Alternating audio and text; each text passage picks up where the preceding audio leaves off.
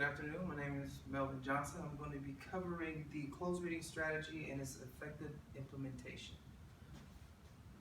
So today, closed reading strategy is a relatively new reading comprehensive strategy that teachers are now implementing. The intimidation of closed reading. So because closed reading is so new, it becomes challenging to teachers who have become definitely accustomed to what they're used to doing. And I think that can be intimidating for a teacher to kind of start all over and to embark on something that's relatively new and embark on something that could be possibly successful or possibly not successful. Just the fear of taking the chance can be intimidating for teachers. The initial response to closed reading from some has been great. Some are still, again, intimidated by trying it. They take a look at the amount of work and time that it takes to implement, and they decide, oh, well, I don't want to do it this year, maybe I'll try it next year. For those who try it, say, hey, it's improving for most students, it's challenging because it takes multiple steps and it requires multiple work. So it's a mixed response from my research and my past experiences and from what other instructors have shared with me. The benefits of closed reading. There are many benefits to closed reading. Closed reading allows a student not only to read to gain information, and especially from the ages and the grades from 4th and up, reading becomes more of, instead of you are reading to figure out what the words mean, and you are putting the words together, and you are breaking them down, and definitely using fluency to gain knowledge of what the words are. And it goes from that to reading to learn and reading to figure out what is happening in this story, what information can I pull, what information can I gain. So closed reading is definitely something that helps benefit the children because it allows them to become a detective, and it allows them to dissect the text in sections at a time, and it allows them to gain knowledge of new vocabulary, new content, using context clues, and different strategies of figuring out what the author's point of view is, or what are two words that may have different sounds and similar meanings. So it looks at a lot of different things from that perspective.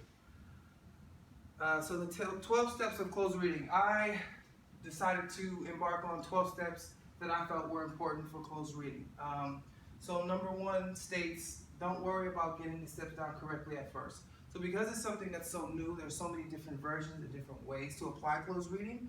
So as an instructor, I would say, the first month of teaching your students, you get a feel of what their strengths are and what their weaknesses are, and you can kind of implement your closed reading strategies based on what that is. So if your students are struggling with author's point of view, you can tweak your closed reading strategy to help strengthen that, to help them take a look at what the author is using, how their structure is, and what can help them to gain knowledge on what the author is trying to present to them.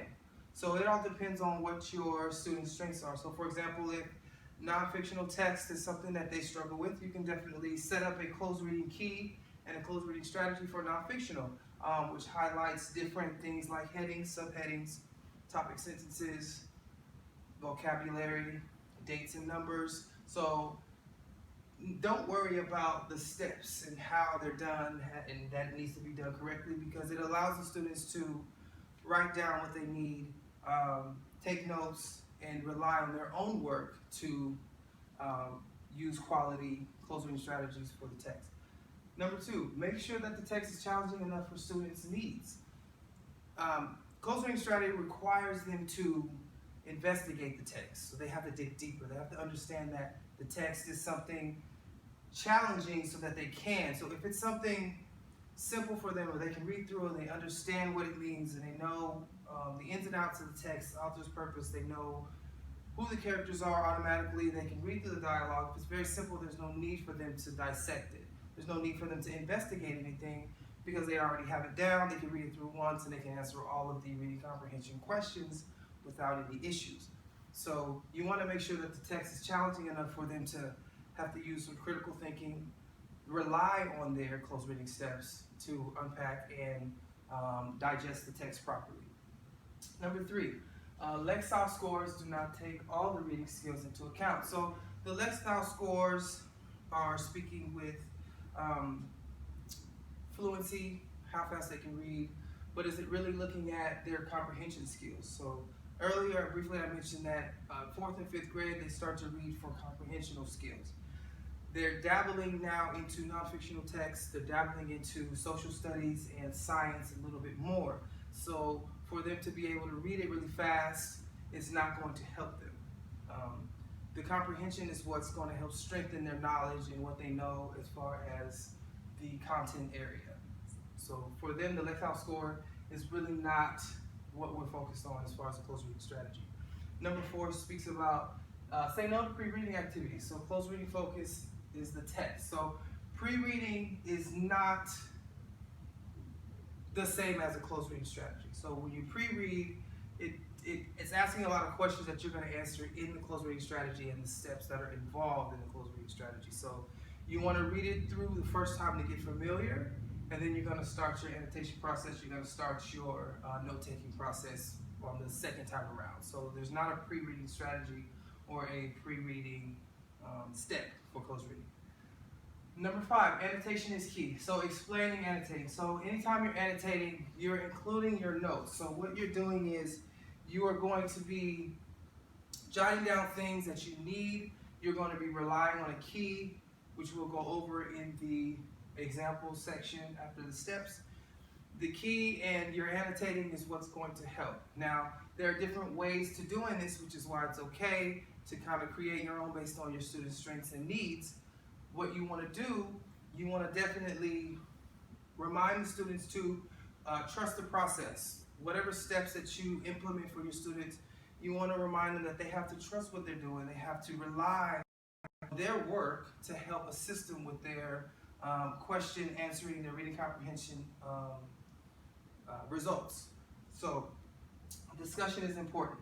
So it's also important to allow students to partner talk or discuss what they have come up with after they have done the work and went through the process of annotating. So once they have annotated, you want to make sure that they're able to talk about what they've discovered and maybe share some things they may have missed, or share some strategies that their partners or their colleagues have overlooked and that they can look for in the future. Number 7, text-dependent questions give strength to the closed reading strategy. So the closed reading strategy is focused on the text. It allows the students to become detectives. It allows them to dive deeper into the text and totally dissect it sentence by sentence, paragraph by paragraph. So in order to do that, you need to have questions that are depending on what they're looking for and the things that they need in order to translate into a full understanding of the text.